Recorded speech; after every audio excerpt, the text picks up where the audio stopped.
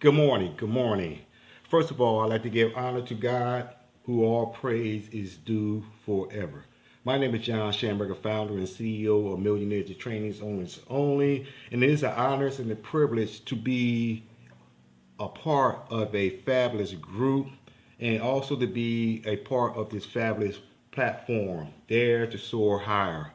And what my title exactly, what I'm going to be speaking about, I'll be speaking about my life story, all the way up to leading to going into 2018, and I'll try to be brief because it's a lot within the story. But what's most important is about building a relationship, building relationship, and I'd like to also include that I had learned a few things. I like the way Sharon Jameson, wrote this book. I had learned a few things. It's a lot in this book that we all can identify from. I know I can, and I did. And a lot of situations she talked about in the book that most of us probably have went through or been through. And but the key is relationship.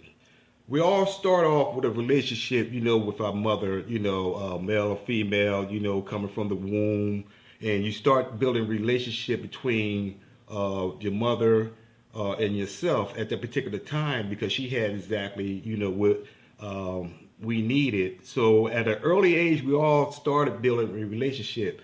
But as time go on, relationship becomes more cohesive together. Where going into kindergarten, you don't want to be the only person there just sitting there. You're always going to find somebody, or you're going to relate to somebody, and then you perform a relationship. And my story coming up as far as relationship, it had to start, exactly, coming up as a youth and building a relationship, with God, because God is the number one person we should be developing a relationship with. And as I was growing up, I really didn't understand exactly the church scene. When my mom was working three jobs, and first of all, I'd like to get honor to my mom, who just been ill 2017 in the hospital twice. The last just recently, right after Christmas, that holiday. So pray for my mom that she, her strength and health, and she overcome the illness that plagues her. But a relationship with me, as far as the church scene, it wasn't. It didn't really hit me coming up. I used to go. My aunt used to take us to church. I used to fall asleep. She'd give you one of those pinch like that to wake you up, but I'll fall back to sleep. The only thing when I did wake up was when the choir sung. So I did not really photograph a relationship, within the church structure. But I always, when I was small, asked God, why were we in this condition and other people in their condition, that one day I will come back home and help, my city of Chester. And I said that when I was a little boy. So at time, as I grew, I always wanted, I used to stutter, real bad. I used to be afraid to talk. I used to be shy. I used to be closed in. My sisters, had three sisters. They can go off the porch. I couldn't, I had to be confined, in certain areas. So almost was, almost like somebody, I just found things to do. And when you found things to do, taking like the glue off the tailpipe when the raining, and of course you got chastised for that. Remember that the saying goes, you wake up and get a beating and then you go back to sleep. Well, I used to get those a lot because I was just curious. But now know that being curious, form a relationship with that because I always wanted to find out certain things and research certain things to find out how things work and how to do certain things. So I form a relationship, with that. And later on, as I thought about it down life at the age that I am, that really helped me because it helped me to research a lot of things about religion, about people, about business, and especially now with this technology as far as how things go, start to research more depth, about this technology. But in forming a relationship, especially when it comes down to business, your business cannot run without you building a relationship. I will repeat that again. Your business cannot run without forming a relationship. Every business owner or company, corporation had built a relationship with somebody in order to get to where they are today. We as small business owners, we have to understand we have to build a relationship. You have to build up a foundation. Sometimes we look at, when we out there network marketing, you meet somebody looking to do business with, but then again, you wonder why you didn't get the business because you had not have really formed a relationship with that individual. Yes, you will introduce yourself, then you stay connecting with that individual. Next thing you know, your business will merge.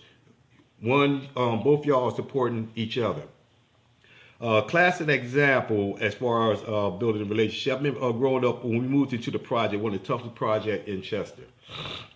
And I'm there, small me, and I had to form a relationship with the young man within the community.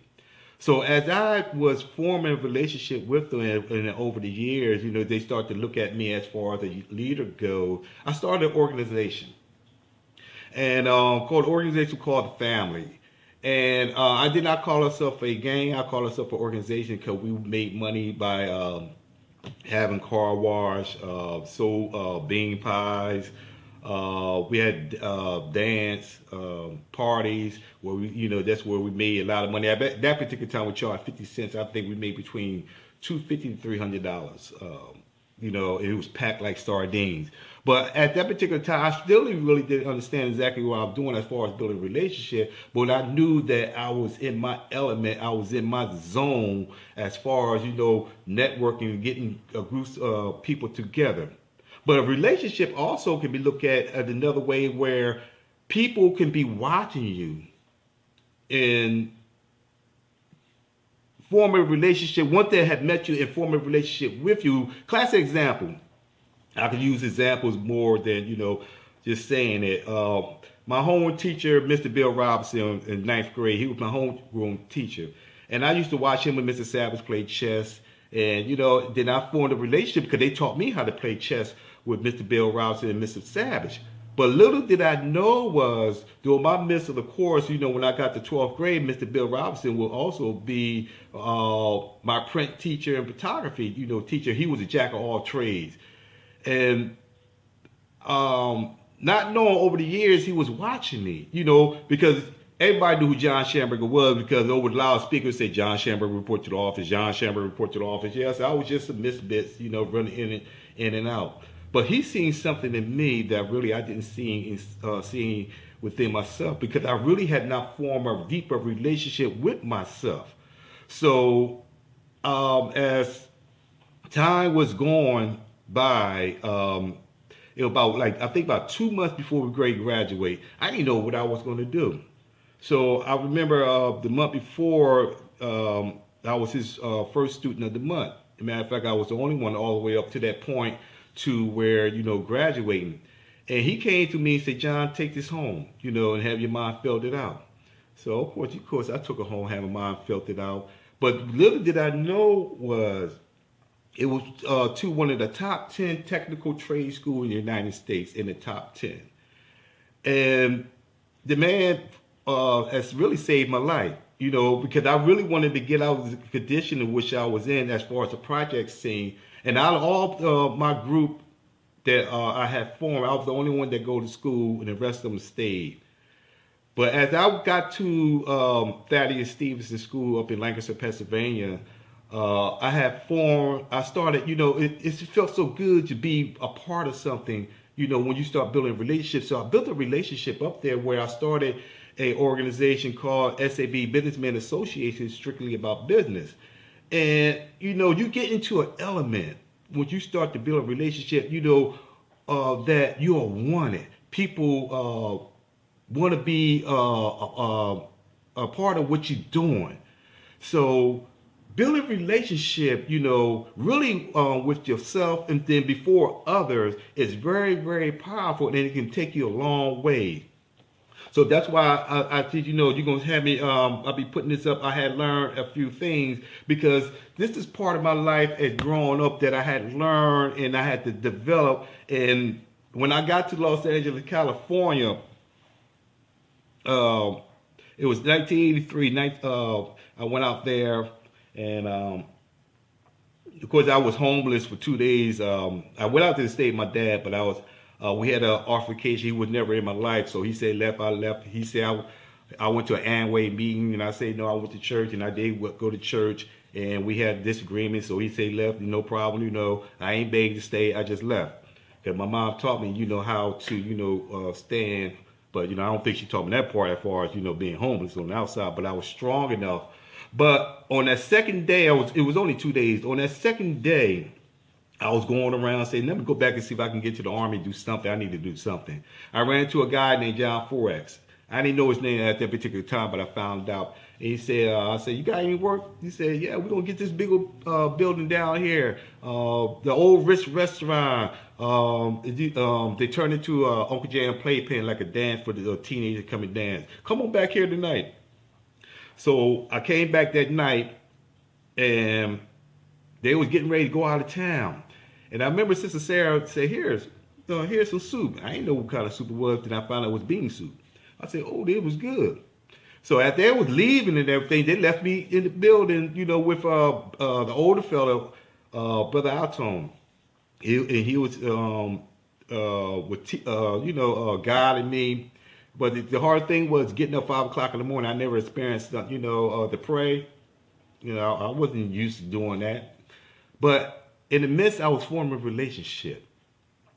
And as I was sitting there, in there where they had a meeting, I heard this voice.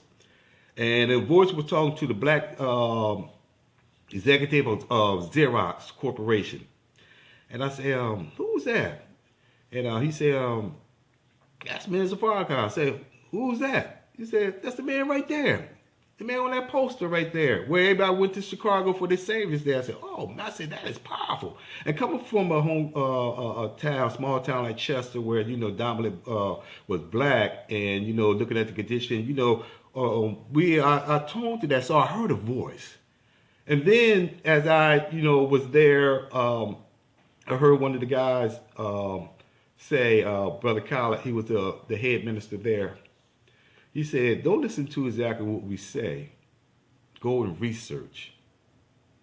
I said, Because, coming and growing up through tradition and what we have been taught, we have heard a lot of things. And, once it's go through generation, you look at that as being exactly right and the truth. And you could also look at the medical field, how things have changed from what they used to do into the information that they found out. So I went to research certain things, and I researched that over 2,000 years ago in the month of December, that's their rainy season, that's their winter, and there's no shepherd attending their flocks in the wintertime, and their winter goes all the way up to April or May. I said, okay. Then other things, that I researched, but I was forming a relationship. And the relationship was not only with the organization that took me and saved me off the street, but a relationship with God. Because, looking at that one passage said, my people are destroyed for the lack of knowledge. What is that lack of knowledge? And I found that it's not doing research. We took exactly what our pastor said, mom said, grandma said, and took that for granted. We ain't go and look. We go to church on Sunday, the pastor preached and we look at it. But then again, we don't go home and look at who was King James, who was this, who was that. Look it up. See who these people was. So I don't want to go too deep into that, but that's as part of my, I have learned a few things in my development as far as the relationship goes. So I'll never forget when I, rose up through the ranks, lieutenant, and they gave me an assignment in Beverly Hills. I didn't know who it was. It said, you go there and you stand out security these two rooms.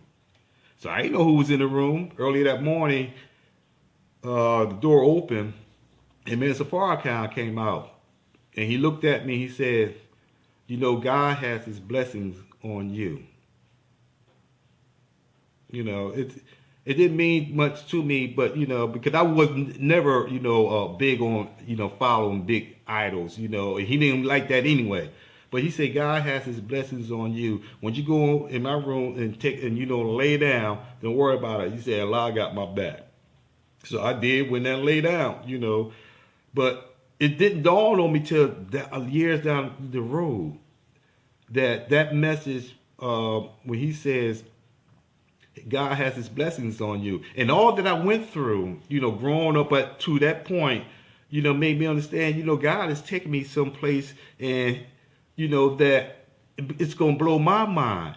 But not knowing that I was growing into a relationship, because God said, I made you in my image and after my likeness. I'm not looking for no God outside of me. I look for that power of God in me. So that's where the relationship have to develop. You have to understand that God that you've been looking for, the Jesus you've been looking for, is inside you.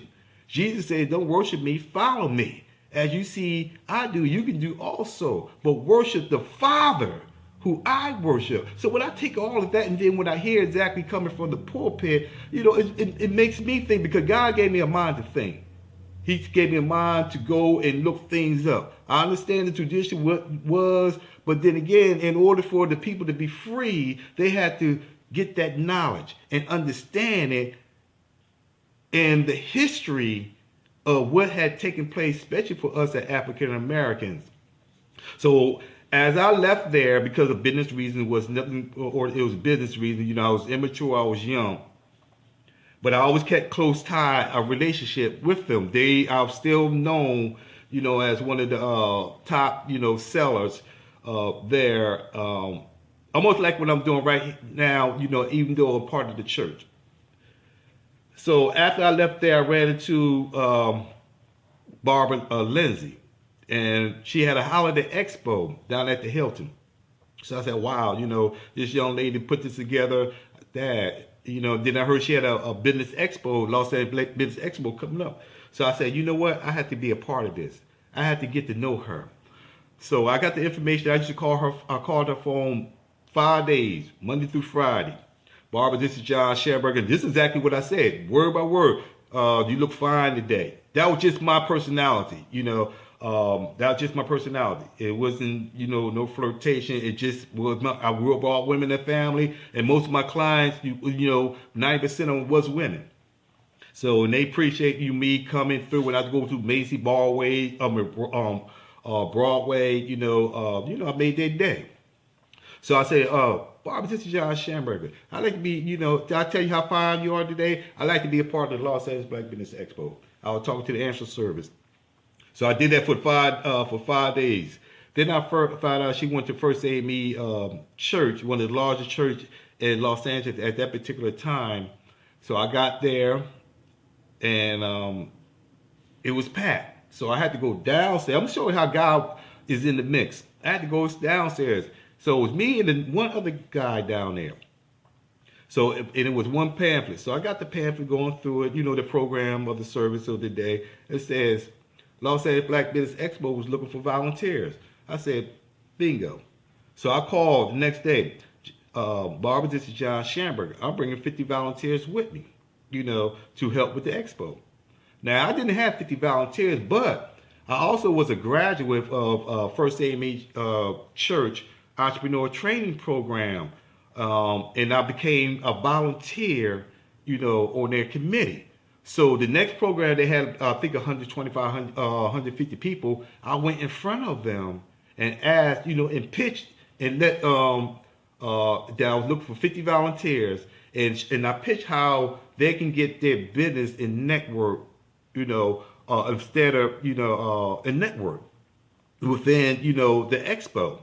So I got the 50 volunteers and they came. Volunteering services is very, very important. That's another way of forming a relationship. I sacrifice for the pie at the end of the rainbow.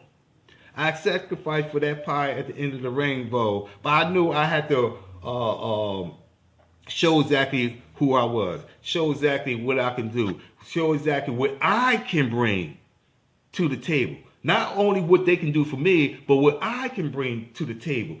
So, when they would have events, Les Brown, George Frazier, all them would come, I always show up first. And they notices that. So after a while, they start, okay, we know John's going to be there. John going to make sure everything is all right. So, but every year before the expo, they had like an expo ball. So, a networking ball. So the first year that, I was a part of it, I lost to Miriam Shabazz of Shabazz Restaurant. To this day, I can go back contact and we'll laugh about that. She had 106 business cards, I had 103. I was not yet on Los Angeles Black Business Expo staff. I was still, volunteering my services, and doing what I do exactly what I do. So the next year, I won a landslide. So going into the third year, I get ready to win again.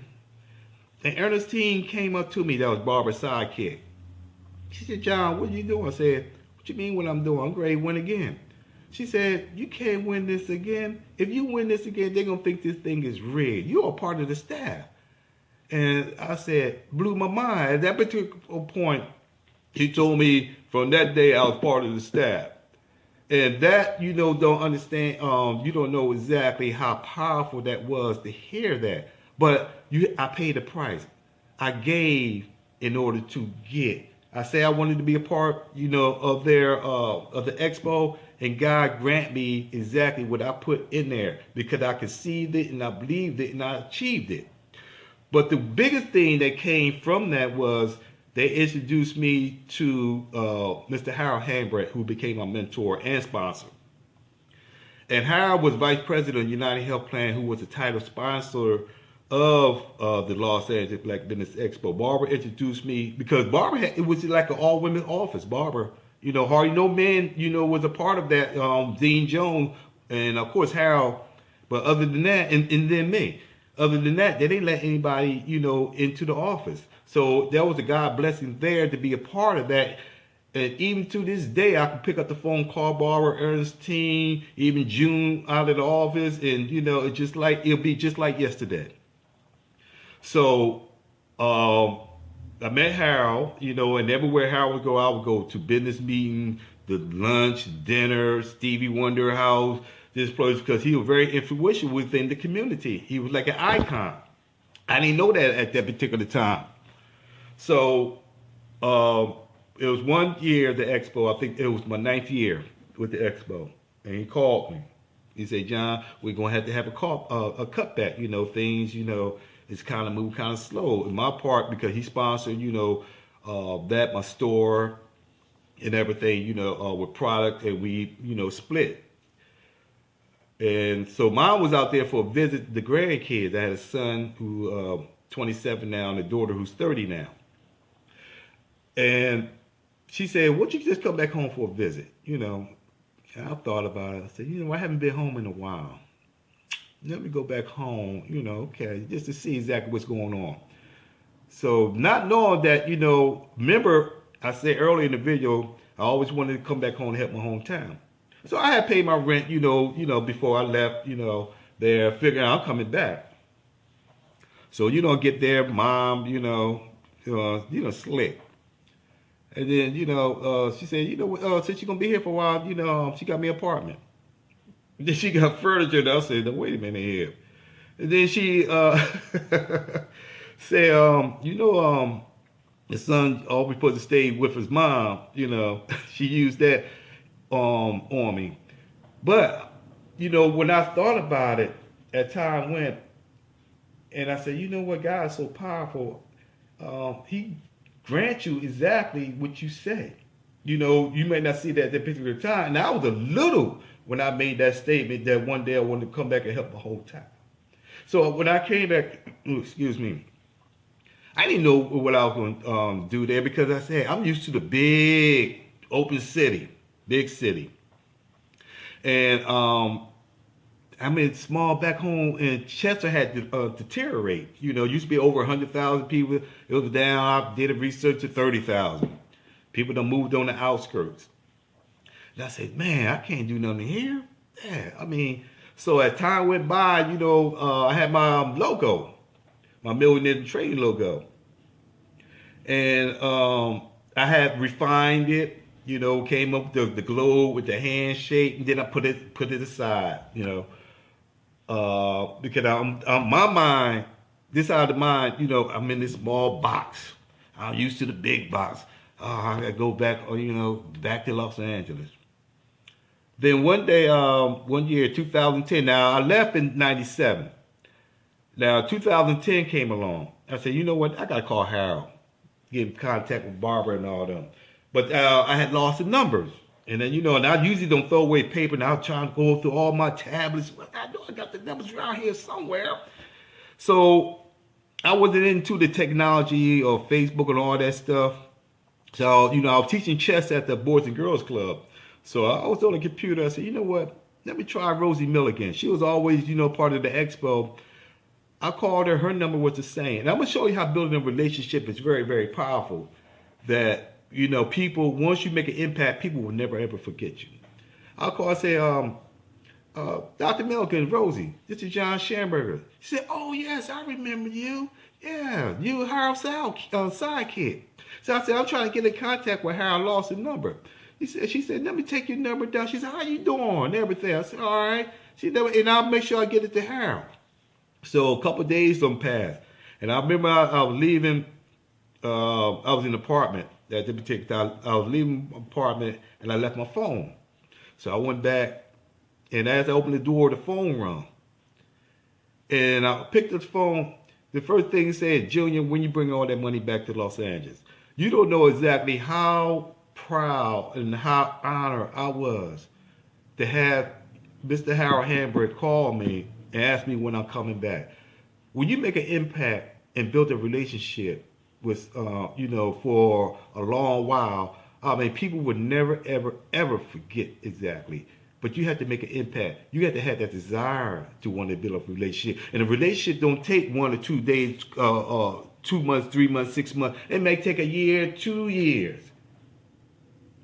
But if you have that desire and passion to build up a relationship, and you know in your mind that it's going to take some time, I mean, I'm telling you, the peanut butter jelly macaroni cheese is great at the end of the rainbow. It's great. I mean, you both will be cooperating with one another. Collaborating with one another. I mean, you build up, an entity of unity and togetherness. That is very, very powerful. Very, very powerful. And knowing that the gift that God had given me in order to go in and build up relationship wherever I had been at, to make an impact to wherever I've been, sometimes it blows me away. Sometimes people say, John, I don't know how to do certain things. Sometimes I tell myself, I don't know how to do certain things. It just blows people away. Sometimes it blows me away. But that's all because my passion and desire to go out and network and build a relationship is so strong that, it's amazed me. So as I got in contact with her, I went out there, flew out there, not visit my kids, but met with him, and he gave me the blueprint on how to build an expo. And he said, you want to build an expo, you got to build it over the youth, the elderly, health, and plus you get vendors, and get all the churches involved. That's how you build it. So, and I did. My first expo was at my church right here in Chester. And people said, you know what, after Black Friday, ain't nobody coming. Ain't nobody coming. And I said, you know what, I don't care if I'm the only one there. Expo is going on. I'll repeat that again. I told them, all the naysayers, I don't care if I'm the only one there. The expo is going to go on. And you know what happened? God's so powerful I had 22 vendors. Over 250 people came through, and most of them came from Philly, New Jersey, and Delaware. Only a few came from my hometown. Let me repeat that again. I had over 20 vendors. Over 250 people came through the course of that day, and most of my vendors came from Philly, New Jersey, Delaware. Only a few from Chester. They came because of my brand. They really didn't know exactly who I was, but it was this brand right there that attracted them. And then they got to see the man behind the brand. But you know something? I have a motto. If I do nothing, Millionaires in Training Owners Only will fire me. And if Millionaires in Training Owners Only fire me, that means Millionaires in Training Owners Only is out of business.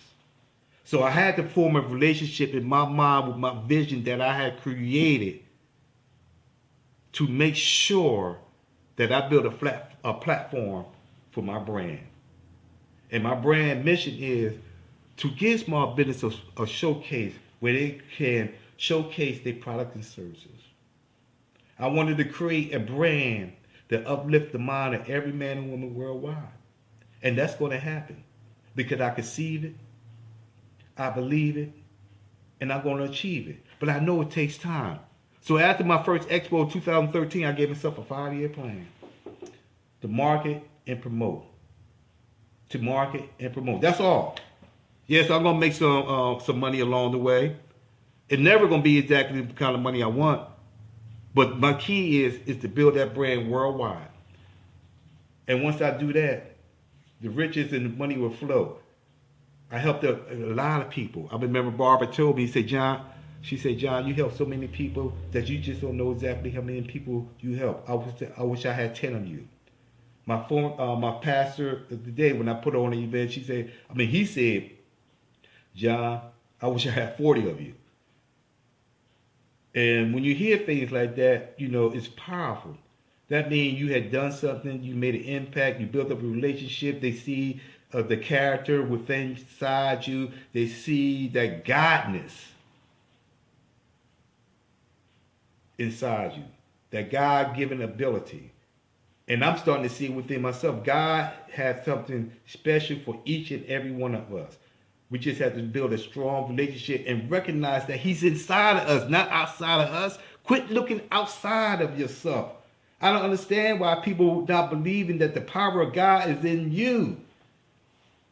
Let me repeat that again. The power of God is inside you. If you do nothing, God is not going to do a darn thing. If you do something, watch exactly what happens. That's forming a relationship with God, with yourself, then with others. You know, if I, just sit here, and I just have to, I learned a few things. My story, I had learned a few things, and I'm going to continue to learn. And I'm going to tell you how powerful, and when you recognize that God power within you, I had a vision. And during my first expo, and I told Joan Neal, she was chief of staff for Thaddeus Kirkland. We go back over 40 years. And Tony Trueheart, she was executive director of Entrepreneur Work. I said, I want Chester High School. I want the Chester High School, the high school that I went to. I wanted to do something that nobody else had done. I brought an expo to Pennsylvania. To Chester, Pennsylvania, my hometown. Nobody ever did that. They had festivals, they had vendors, but not spotlighting small businesses. So I put that out there. And you know something? 3 years later, God made the vision come to life. And because of that vision come to life, he blessed me to put on a spectacle of an event at my high school that people are still talking about.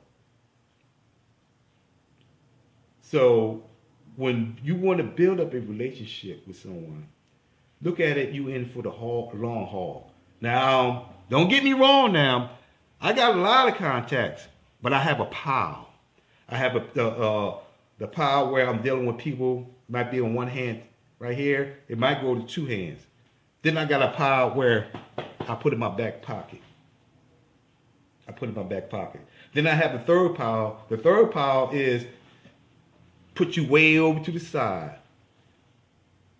Way over top. That's the part that doesn't want to build up a relationship. They want me to be a part of what they was doing, but they didn't want to be a part of what I was doing.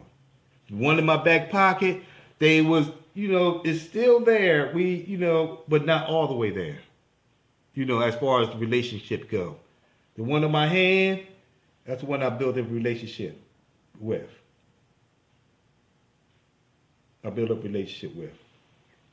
Where I could pick up the phone and I say, just collaborate on an event. And they say, sure. I called Dr. Kishman George. She said, sure. Dr. Renee Sunny, she said, sure. Nita Mosley, she said, sure. Michelle Snow out of Philadelphia, sure. Because I had built up a relationship with them. That's the key to your business. That's the key to wherever you're doing. You have to build up a relationship, and then you got to build up that trust. They had to trust you, and you had to trust them. So, once again, I had learned a few things, and building up a relationship from everything, it grants you rewards. 2017, I was National Congress of Black Women Delco Division Network of the Year. My home place where I grew up, the Bitten Home Project, Entrepreneur of the Year, National Black Women Entrepreneur of the Year. I became board on KISS Home Incorporated board. Sponsor, a couple Good Deeds Radio. Matter of fact, I started my own radio show, Millionaire Train Radio, where I decided to become a sponsor of the Tammy Collins Marquis show. I love putting others, because if they win, I win. That's how I look at it. If they win, I win. And if it wasn't for Alicia Broughton, I used to be in the background. I didn't stay in the background until she emailed, say, I want to use your brand. And I said, okay, it's a win-win situation. She said, I'm not selfish where, nah. I said, it's a win-win situation. She want to use my brand for her radio show? Okay, my name will be out there, and then she also will get herself out there. When she did break away, we decided, for her doing that, her show took off. Because her show was more spiritual, and I wanted to keep it more business-like. So, we had that understanding, and her show became more powerful. More powerful. But 2017 was a great year, ups and downs. In 2018, it's going to be even more fabulous year, where I want everybody to see what you want to do, believe it, and then achieve it. See, my goal is revolution is like this every year. Just do it. I ain't tell you exactly what I'm going to be doing. I'm just, even on my page, just do it. That's my New Year's resolution to me. Just do it. And I found out when I just do certain things, God is always in the mix. So this is John Schamberg. I'm signing out. And, it's an honor and a pleasure once again to be a part of this fabulous platform, Dare to Soar Higher. And with Sharon, Dr. Sharon, I'm going to start calling her Dr. Sharon Jameson. Dr. Sharon Jameson, yes, I'm going to start calling her, because, she had that, God gave her the message and the content that she put out there is so, so powerful. It's just unbelievable. It's just unbelievable. That's what grabbed me. Because I was watching her until I sat down and just listened to her. That would grab me. Anything else that would grab me was the content and her message and the passion that she has, that she put out there. You could see the conviction in her. So support her. Support her. Like she's going to support you. I will support you. Because if you grow, I grow. We all in this together. If you ain't making over $1 million, we ain't nowhere where we want to be. Because I know everybody want to make over $1 million. Because in this country, sooner or later, it's going to take $1 million just to live. Oh, yes. So I'm signing out right here, and to my home girl right there, Sharon James, and Dr. Sharon James says it's an honor and a pleasure, to be a part of this. And if you want to get in contact with me, go to shamberg.john@yahoo.com, or if you want to go to my website, because I do have apparel. That's another thing that I'm going to really focus on. That's just do it in 2018 is my apparel line, and you can go to mltooapparel.com. That's mltooapparel.com. It's not MIT, it's MLT. I don't know. I hit the L button and I just kept it like that. So it's MLTOOapparel.com, and you also can find me on Instagram. I think it's been to Expo, but you just look for me on Instagram, and of course also on Facebook, and also have a couple face group page and Facebook. I mean, I'm learning about Facebook because they done blocked me from even doing videos, going live. I don't know what I did, but that's the price you pay, and I just keep on rolling with the punches. So this is John Shepard signing out. May God bless you in this year of 2018, and I see everybody at the top. And remember, if your mind can conceive it and believe it, you definitely can achieve it. May God bless every one of you. And remember, don't stop. Get it, get it.